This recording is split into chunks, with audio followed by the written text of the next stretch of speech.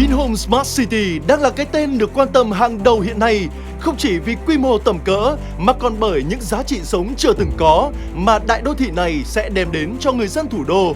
Lần đầu tiên tại Việt Nam, một đại đô thị thông minh đúng nghĩa sẽ xuất hiện, nâng tầm chuẩn sống cho cộng đồng cư dân tri thức.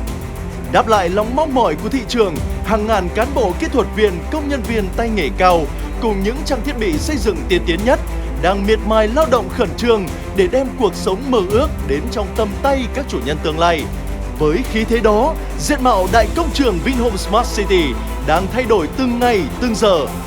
Hiện các tòa Sapphire từ S101 đến S106 đã thi công đến tầng 5 và sẽ tiếp tục thi công tầng 6 trong tháng 7 và dự kiến sẽ hoàn thiện chỉ trong 14 tháng tới.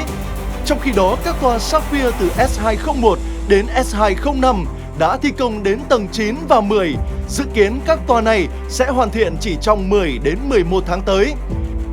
Tòa nhà văn phòng hỗn hợp 35 tầng hiện đang thi công cọc. Trường mầm non và trường phổ thông liên cấp đang thi công đào móng và cột tầng 1. Trung tâm thương mại Megamall đang thi công dầm mái, dự kiến sẽ hoàn thành và đưa vào sử dụng trong thời gian ngắn sắp tới. Khu picnic, vườn Nhật, điểm nhấn chính của Vinhomes Smart City, đang thi công móng nhà hàng và lát đá đường dạo. Công viên trung tâm đang đồng thời đào hồ, lát đá vỉa hè, khu sân patin, công viên cờ vua, khu vui chơi trẻ em, dự kiến sẽ hoàn thành toàn bộ chỉ trong 2 tháng tới.